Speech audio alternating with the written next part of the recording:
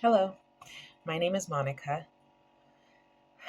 I am currently going to school to become a life coach. So I have been making these videos in regards to my own healing journey and the various topics that I'm looking to cover due to how messy 2025 was for me and how many lessons I learned through each event. First and foremost, I do want to focus on the, I hate using this word, but narcissistic abuse that I'm currently going through um, with my ex partner. So things have been very messy and confusing. So I started to kind of keep a log of everything that he says to make sense of everything. I have found from my research on YouTube University, of course, that narcissists have a tendency of using confusion to control you. So here I go, writing everything down because I just couldn't understand what was happening. And so through that, I was able to figure out that. That I was, in fact, being verbally and psychologically abused. And unfortunately, there are many people out there who are going through the same thing. And you might not realize it because, of course, they're not as horrible as they really are at first. Um, they really build and lure you into like false sense of trust and safety. And once you're in there, that's when they show their true colors.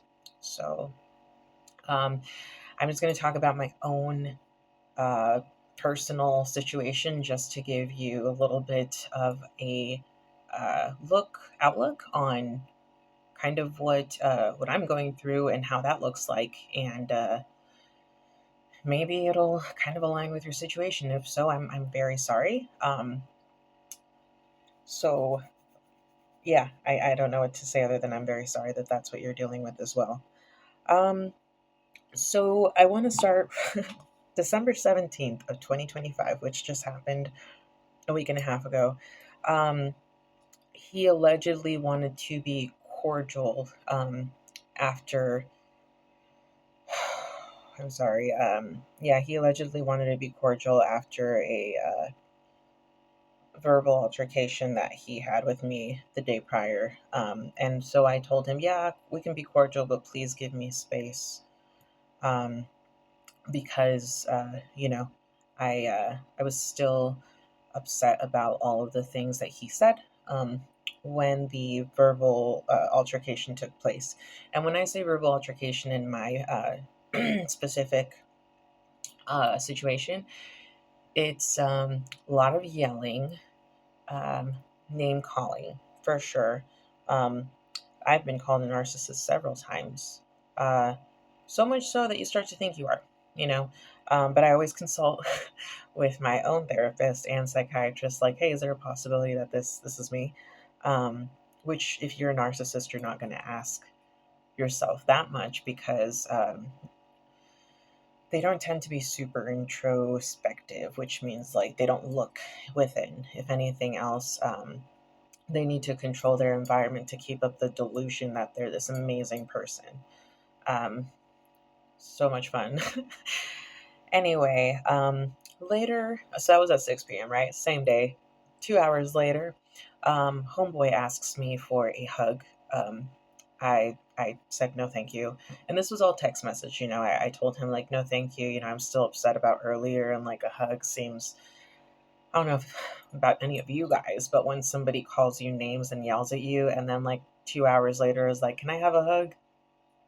Um, it doesn't feel right to give affection to somebody who, yeah, verbally assaulted you. Um, but he doesn't quite grasp that.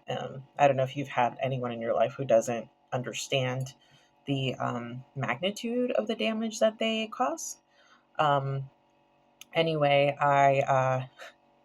sorry, he labeled it as abuse, that I denied him the hug. So do with that what you will. Because he said that it was beneficial for both of us, for our survival. Which is like, yeah, cool. Well, I can hug, my parents or my family members or a friend or something. I don't need you specifically. And it's so funny because when you hit with logic, it doesn't matter. It doesn't matter. Somehow he deflected and moved it to some other portion of the argument. So that's very confusing. This is why I write everything down, because it is emotional whiplash to argue with the narcissist. Um, so let's see here. I kind of made sure to let him know, and I've had to reiterate, like, hey, we're not together anymore. I am not, your partner. He denies that and says that my bipolar disorder is, causing me to be in a mindset where I'm playing games with him, and I will regret this later when I wake up out of this, state of mind. uh, so yeah, after all that, he told me to leave him in peace. After, um, basically harassing me for a hug, then he tells me to leave him alone. I I was leaving you alone, so that's yeah. A person with like emotional intelligence gets like completely scatterbrained and thrown off by how everything unfolds. Like, you're like literally analyzing, what did I do to get to this point? Like, how did the argument get there? And that's what the narcissist is trying to do. They're trying to confuse you and keep you that way so that they can control you. Sorry. Oh, yes, yes, yes. I apologize. Before he told me to leave him alone in peace, he did tell me that if I would have given him a hug, it would have prevented the whole fight. So he's telling me that because he did not get a hug, it caused him to fight with me and argue and have this altercation. So I don't know if that happens to you guys, where the person is literally like, you have, I don't know, sir, like, you have control over your actions. Like, if somebody doesn't give you a hug, you don't need to go, uh, you know, uh, cause a racket or break shit or, verbally assault the person and insult them. Like, you don't have to do that. But they make it your problem. Like, well, you made me do this, which that was his version of, you made me do this. And I guess I had gotten it before, but it wasn't as blunt. So I do still battle with the idea of like, oh my gosh, why didn't I leave this person sooner? But you live, you learn. um, and unfortunately, suffering, I guess, pain and suffering are the biggest teachers, because you don't forget the lessons they teach you, right? Right. Okay, so going back to this, God, so after he said that, uh, my not hugging him caused this issue, he decided to bring up that he's seeing a therapist at a domestic violence resource center, and said that because, okay, he said that he's going to the same place that I went to for domestic violence help, and that because of me, he couldn't get into the groups.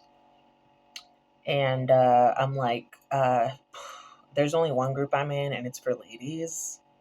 So that's not true. So that's the thing. They'll throw in like things that actually sound like facts, but they're not true. So they're like Chat GPT. It sounds right, but then you like click on the source and there's nothing there. You know what I mean? Like, there's no, There's no, like, is the evidence in the room with us? Um, because it's not. So I had to, again, write all this stuff down and, keep an eye on the fact that, like, if there was a scorecard of the times that you were right during a narcissistic argument, and you showed it to the narcissist, you'd be like, listen, I made a point 12 times during that argument that you completely glazed over and brought up some other issue that had nothing to do with it.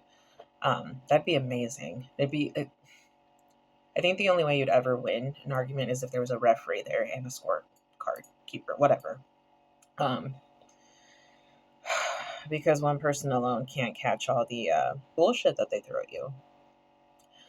Um, let's see. Is this the next? Oh, 10:30 p.m. So this was 2.5 hours later. He called me possessed. So, oh, and also filthy, and said he didn't care about me anymore. And to leave again, asked me to leave him alone. He also said that he wanted compassion from me and to keep my door closed because he didn't want his cat to be around my poisonous energy. And the cat thing, he adopted a cat and said that when he left, he would leave it to me. That ends up playing a factor in how he manipulates me. So that's fun. He also told me that he wasn't going to pay for the car this month.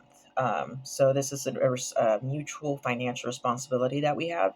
He just decides I'm not doing it anymore, even though he uses the car. And let's see. Yeah, he ended up telling me, like, take my name off of the lease, like, get me off of the car, blah blah blah. Next day, he asks me, hey, I need the car. Can you get a ride with somebody else so we don't have to be in the car together? So this man just, like, the night before told me I'm not paying for the car. The next day is like, can you go in another car because I can't be around you? I'm okay. So that's what it is. Like, you don't know what they're gonna say or what version of themselves you're getting the next day. And a lot of the times, the threats that they make, they're not a thing. They are scary though. I'm not gonna lie to you. They are scary. Oh, I did forget to mention that the day. Oh, that's the same day. I'm just talking about the same day. The same day. Um, so when he had asked me for a hug, the reason I was very, like, much no is because the day prior he had asked me for a hug, and I said, "Fine, I'll give you a hug if you stop harassing me and leave me alone." So he agreed, and then the next day he's harassing me again.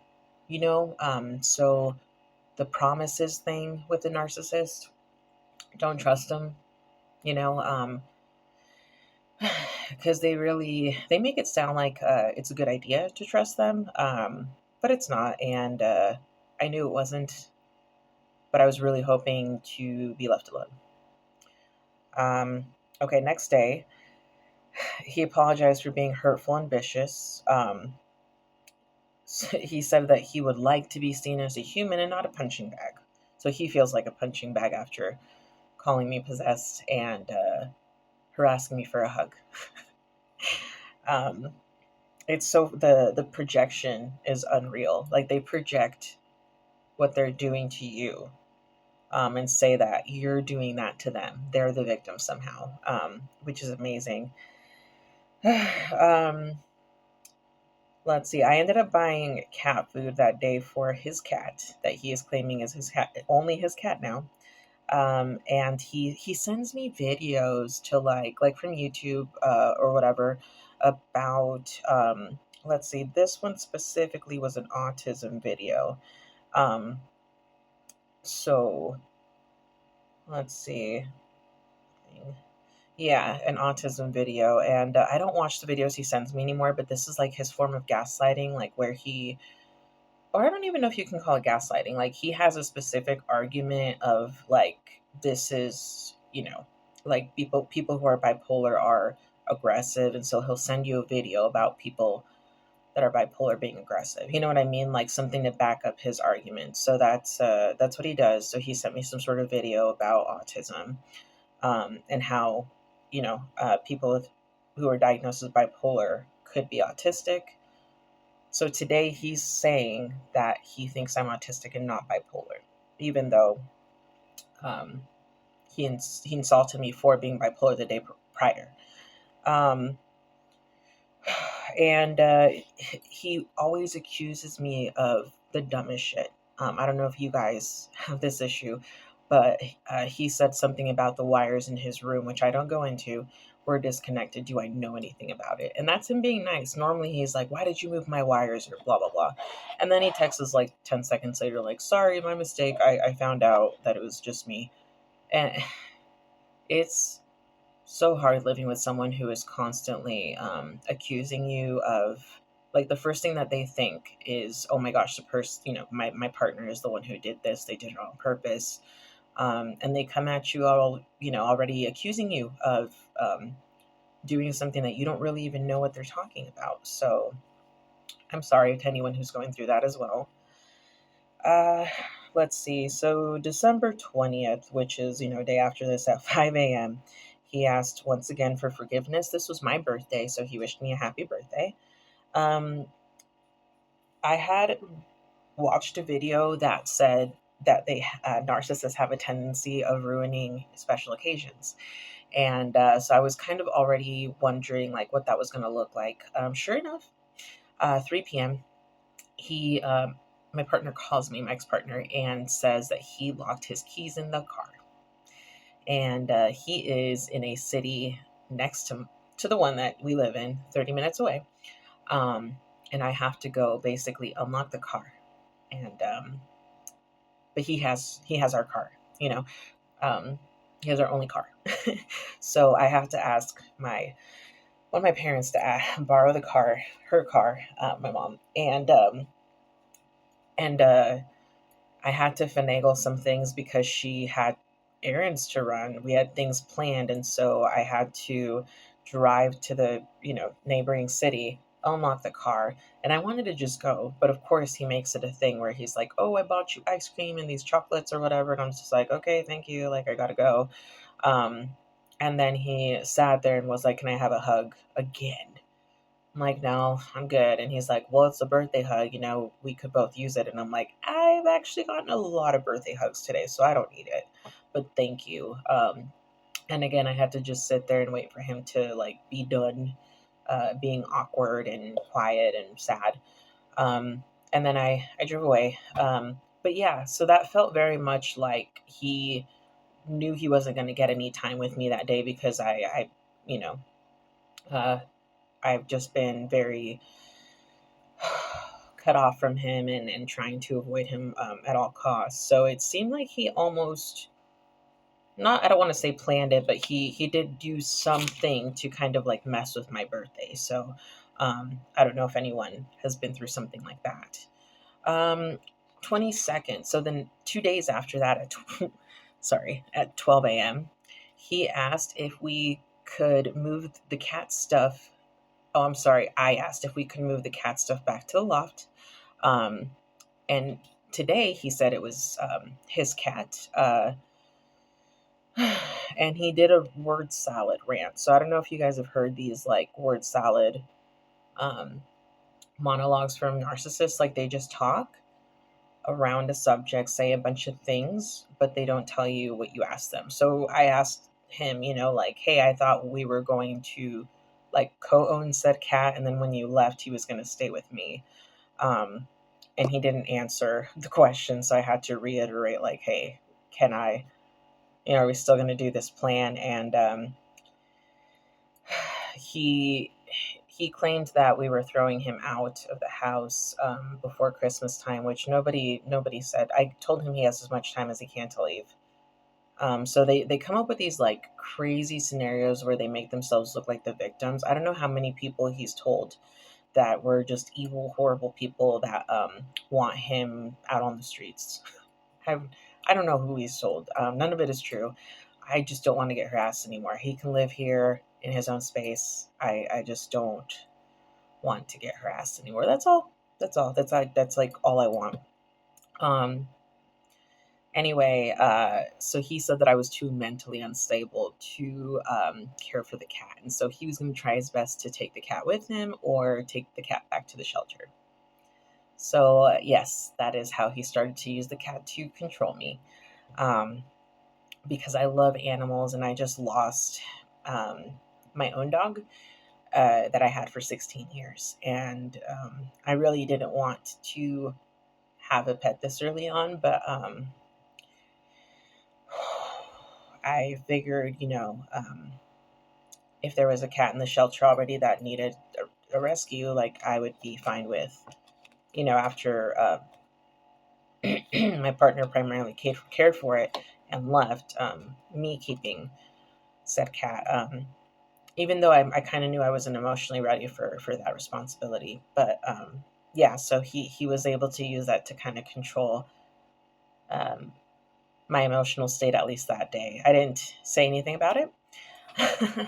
um, so anyway, my cousin ended up asking me to dog sit and stay at his house for 10 days. I let my partner know that.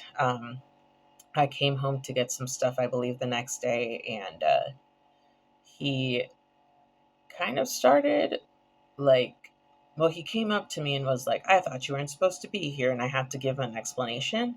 And then when I asked about a financial thing, like him owing me money for, some bill that I paid that was his responsibility, he just went quiet and literally scooted to his room and like shut the door and locked it.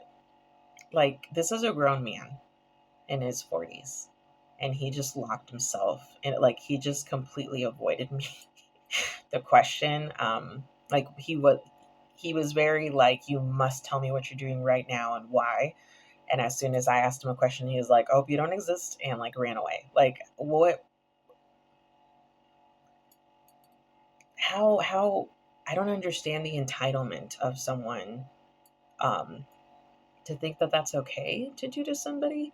um but maybe somebody else can explain that to me. But so I was knocking on the door trying to get his attention, like, hey, you need to talk to me, I got to figure this out. Car insurance is due in 2 days, and it's always me figuring things out. um but I at least just wanted to get a heads up on, like, when will you be able to pay me, because I need to figure some things out. And he wasn't answering. And then, I unlocked the door, came in. He pressed record on his phone and was trying to get me to act crazy.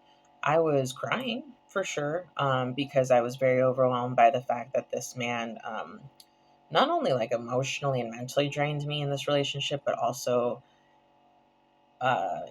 fucked up my finances. And he continues to do so because he, can't stay at a job for more than a few weeks, if that.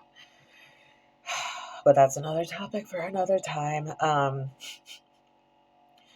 Anyway, he did record the video, but it was really just me pleading and crying about how desperate I was with, what I was going to do financially, and the fact that the car was going to be, the car insurance was going to lapse and we were going to get a fee. And then the car was going to be kind of undrivable because the insurance is not, active. There was just, it's just like, if this doesn't get fixed, there's all these things that are going to be affected. And you're using the car this week. Like, I have my cousin's car, so you're going to get affected. So even all that, he didn't address. I finally just left him alone, and anyway, I wish I hadn't reacted that way. The worst thing that you can do to, like, with a narcissist, is react, and I lost it. So I know that my two triggers to keep, sorry if that was, um, are animals, or specific. I keep looking over there because that's where the cat is. And finances, because because this man was financially abusing me. So, excuse me. December 25th, Christmas, right? He told me he loved me and that it was hard to let me go. So I started to respond to him thinking that he had kind of come to his senses and like maybe we can have a conversation where there's closure given so that it feels like we can just, part ways like in a healthy manner. Not the case, my friends. He got upset and began to blame me for his reactions, said I was ignoring his cries for help, which were his cries for help were yelling at me, intimidating me by, punching stuff or breaking things, and calling me names and insulting me. So though that's basically those were his cries for help, and I ignored those and took them personally for some reason. Um, he said that I needed to accept my own errors, and he blamed my bipolar once again. Said that he was my caretaker, and he was hoping that I would see how much he'd done for me. He's never been my caretaker. That's not a thing. I actually joked in our relationship that I was like a nurse because he would get hurt and I would have to like literally nurse him, like put on band-aids and pull out splinters and stuff like that because he like didn't really know. And it's fine, it's fine. But he never reciprocated that. So I'm not sure where those claims come from. So a lot of the times they'll throw things out that you've done for them, but they haven't done for you. But they tell you no, that's I did that for you. So the thing is not to get hung up on the misinformation they give you because that's how they reel you in. So it is hard not to react to somebody like just saying lies to your face about you, um, because you're living in the truth, but they're in delusion and they need to make themselves feel good, even though they're feeling a lot of shame. If that makes any sense.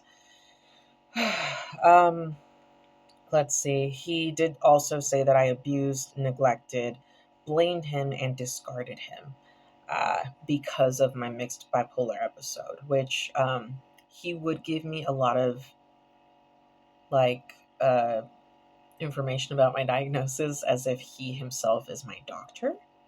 And I actually do have a psychiatrist that I work with. So it's funny because he believes that what she's doing is wrong, and he knows better. So if that's not narcissism, like you thinking that you know more than an actual individual who like went to school, has had experience working with people in mental health, like, and you have never worked in that field, but you think you know best, doesn't that sound a little delulu? Um, Anyway, uh, let's see here. Oh, he called me a monster. He did say, okay, so the there was an altercation prior where I was literally trying to push him out of the room because he wouldn't stop yelling, and I wanted to. I couldn't go anywhere because I was in my room, and I needed him to leave. So I literally pushed the door closed. So he said that was abuse. Not the fact that he was trying to break into the room and yell at me, but me pushing him out was abuse with the door. Then when I had the incident where he ran away from me and I went into his room, he once again mentioned that yeah, that the same door type of situation, like basically I came in and he hit me with the door out, but somehow it was still my fault. So it's crazy making the double standards that they can have where they can do the same shit to you. I'm sorry, they can do something to you and then you do the same shit to them and they're like, oh my god, you're a horrible person, I can't believe you did this to me. And you're like, I'm literally just giving you a taste of your own medicine. um but they really paint you to be the monster.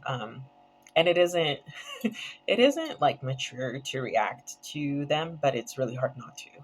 So don't feel bad if you do. I mean, I feel really bad for like this previous uh, incident that just happened less than a week ago, but I'm only human, and I'm on a recovery journey, and you probably are too, and we're gonna fuck up a little bit.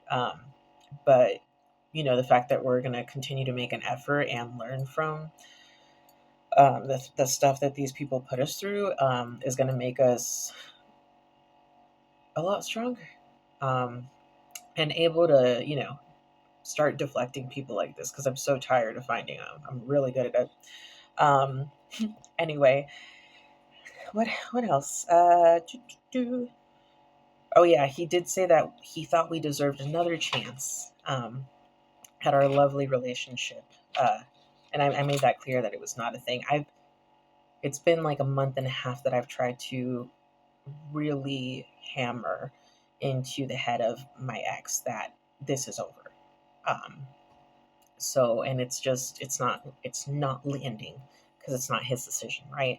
So I'm just going to go last day of the week that I documented, December 27th. um so he actually put his things in storage, which I was like, oh my goodness, he has somewhere to go, like he's just like, this is great. um what he ends up texting me is that he could potentially be homeless, and that he was going to try to get into a shelter, and also get the kitty cat into a shelter where he could go visit said kitty cat, um, because he cannot be in the house with such an abusive person. Uh,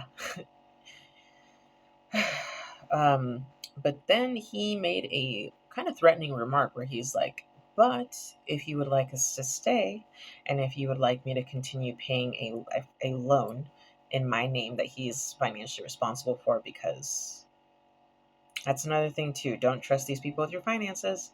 But I'm kind of, I'm learning the hard way. Um, but yeah, he said if I wanted him to continue to pay that I would listen to him. So I kind of, if these people are saying something that sounds threatening, ask them to clarify. So I was very much like, oh, what you are saying sounds pretty threatening. I'm not sure what what the implications are. I would like some clarification on what you're asking. And so I don't know. He basically said that he would like me to go into a mental health institution for 72 hours, so that he could conclude that I was mentally stable to live with. um, I've been working in the mental health/addiction field since 2016. Um, you can't just tell somebody they need to go to a mental health hospital and them be admitted without being assessed, um, rigorously before they're admitted. And usually, if they're trying to do a 72-hour hold, that's for somebody who is either suicidal or homicidal, and I'm neither. So these threats that he was making, although they were very serious, were empty. He goes on to say that if I don't comply and go with him to a mental health facility to check myself in, that he will go to one, show them the video of me crashing out about the finances and the cat the other day, and that they will come for me. Not a thing, my friends. It doesn't happen. But, it sounded scary. So I kind of just stopped replying the whole day. He basically kept trying to scare me into saying that, come on, like I'm doing this. Oh, I'm doing this out of love, right? So they try to tell you that they care about you, they love you, and that they just don't want to see you struggling. When in reality, it's like, you are making me struggle. You are the struggle.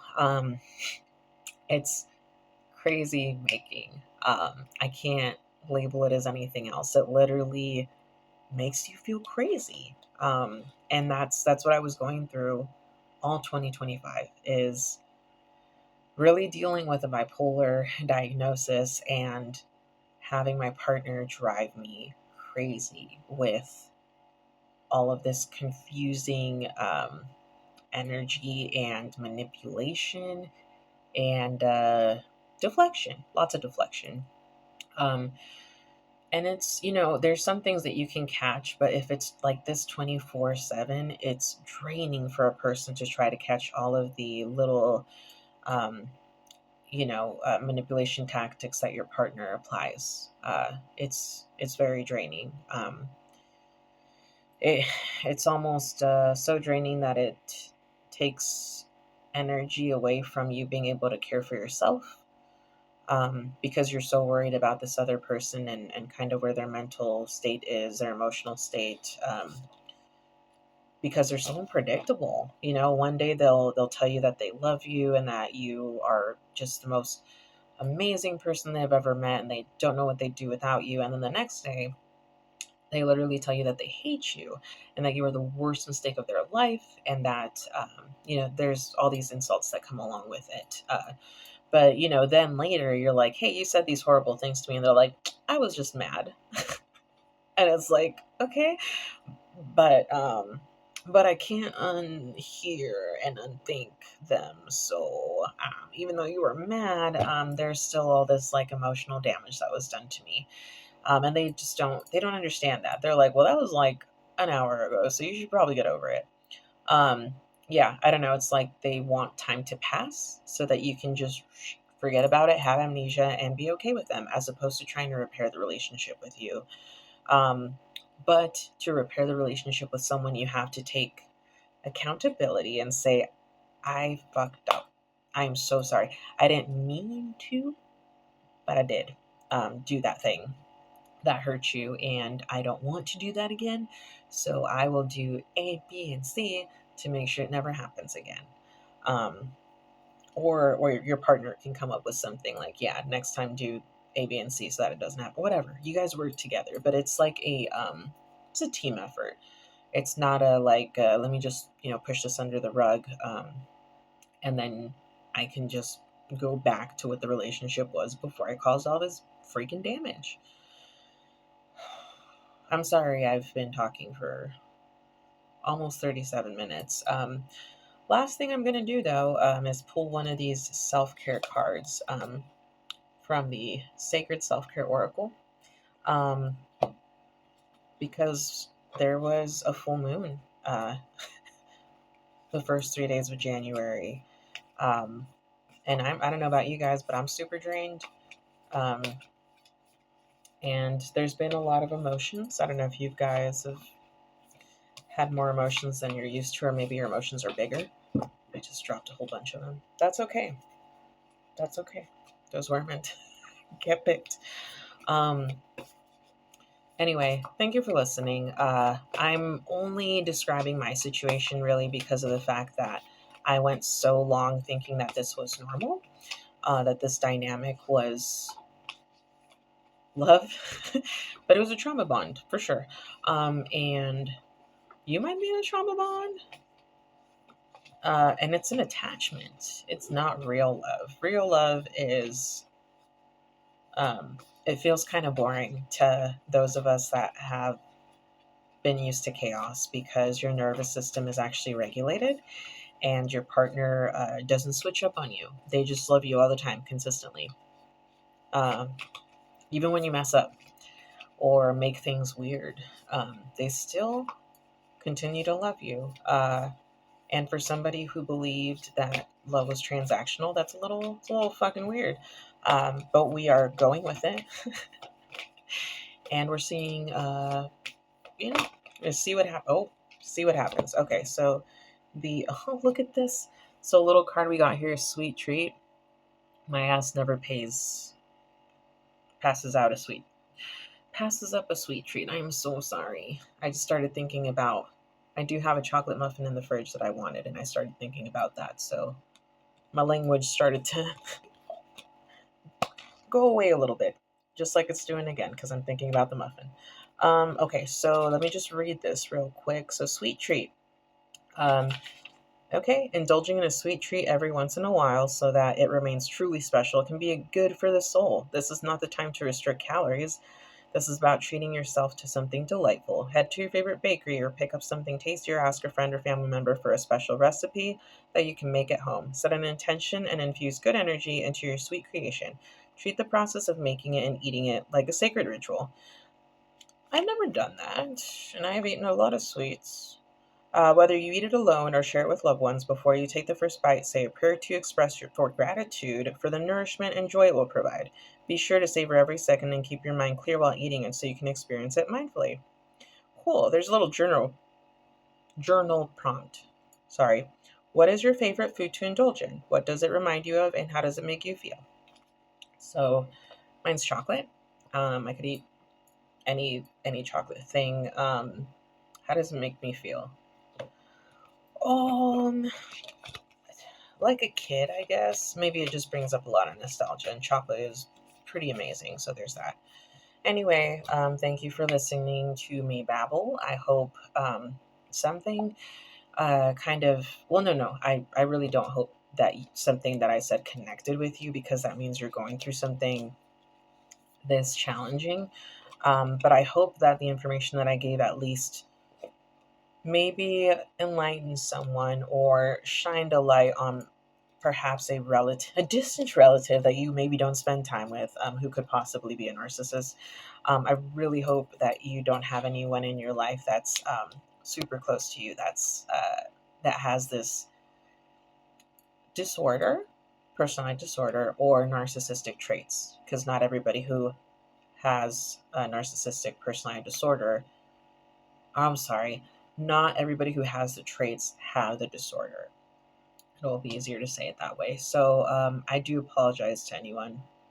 I don't know. I say sorry for a lot of things. It's part of the abuse that I've endured throughout my whole life. I need to do something about it because I need to stop attracting people like this in my life. And maybe you need to do the same thing. If you know how, please let a bitch know, because I am so tired. That's my notification alarm. I'm so tired of attracting people like this into my life. It has really, uh, really slowed a gal down from being happy and safe or whatever. Um, Thank you so much again. I'm going to keep making videos about things, particularly right now, narcissist abuse. But the other videos might be, in regards to more spiritual aspects and, you know, grieving and loss, all that kind of harder, heavier stuff. But right now, I am dealing very much with this specific issue. And so it'll be the focus for a while. Hopefully, things will improve for me and for you. Thank you.